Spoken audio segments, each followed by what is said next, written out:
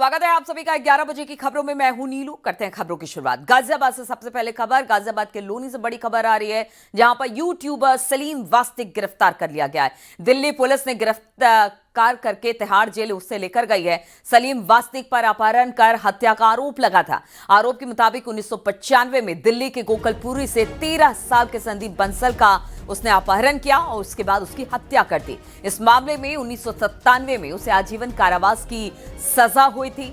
साल 2000 में बेल मिलने के बाद वो फरार हो गया और अलग अलग जिलों में पहचान बदल कर रह रहा था, लेकिन अब उसे पकड़ लिया गया है और अब उसे तिहाड़ लेकर जाया गया है।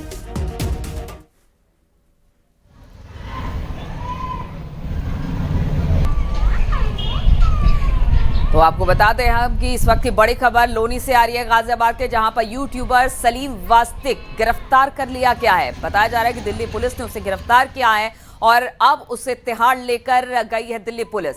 सलीम वास्तिक की बात की जाए तो उस पर अपहरण कर हत्या का आरोप था और आरोप 1995 में आया, जहां पर दिल्ली के गोकलपुरी से 13 साल के संदीप बंसल का अपहरण कर उसकी हत्या कर दी गई थी। अब उसे पकड़ लिया गया। बातचीत करने के लिए रोहित सिंह इस वक्त हमारे साथ जुड़ गए हैं। रोहित, बहुत दिनों से इसकी तलाश थी, अब ये दिल्ली पुलिस के शिकंजे में है, कहां लेकर जाया गया है इसे फिलहाल?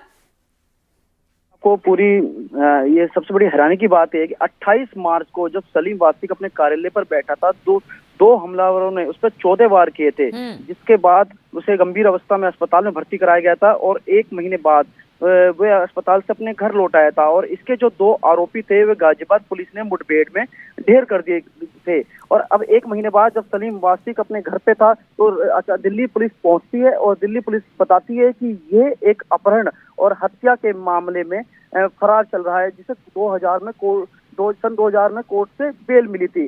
सलीम वास्तिक का असली नाम सलीम खान था, जो एक शामली के नानपुरा गांव का निवासी था।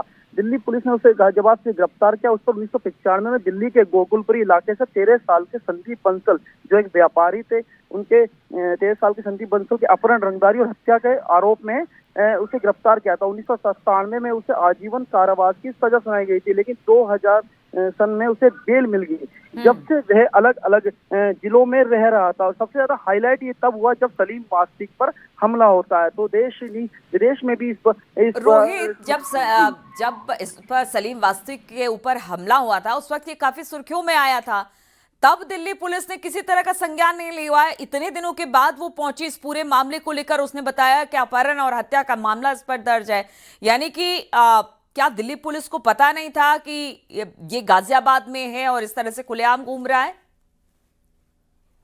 क्षेत्र है वे दिल्ली के गोकलपुरी थाने क्षेत्र से बेहद ही नजदीक है, जबकि सलीम वास्तिक अपना एक यूट्यूब चैनल भी चलाता है, जिसमें वे मुस्लिम धर्म गुरुओं और उन उलेमाओं के कई कृतियों को भी डालता था, जिसके बाद ये हमला हुआ था। तो दिल्ली पुलिस को ये पता नहीं लगा, लेकिन जो जानकारी सामने आ रही है कि दिल्ली पुलिस शामली गई थी, शामली में बताया गया वहां के लोगों ने कि जो सलीम यहाँ पर रहता था उसकी मृत्यु हो चुकी है। तो जिसके बाद से ये केस एक तरीके से बंद कर दिया गया था, लेकिन नई सिरे से इसकी तफ्तीश शुरू हुई जब सलीम वास्तिक हाईलाइट हुआ। तो दिल्ली की जो क्राइम ब्रांच है उसने इस पूरे मामले की तफ्तीश की और इस तफ्तीश के बाद पूरी इसकी पहचान हो सकी कि ये वही सलीम वास्तिक है जो हत्या और रंगदारी के मामले में कोर्ट से सजा याफ्ता है, जिसके बाद ये पूरा खुलासा हो सका और दिल्ली पुलिस ने इसे गिरफ्तार करके तिहाड़ जेल भेज दिया। यानी रोहित, नाम छिपाकर ये काफी सालों से रह रहा था, लेकिन जब सलीम वास्तिक, जिसका कि सही नाम जो आप बता रहे हैं कि सलीम खान हुआ करता था, और शायद यही वजह लगी कि पुलिस ने पूरी छानबीन की और उसके बाद फिर इसे पकड़ा गया है।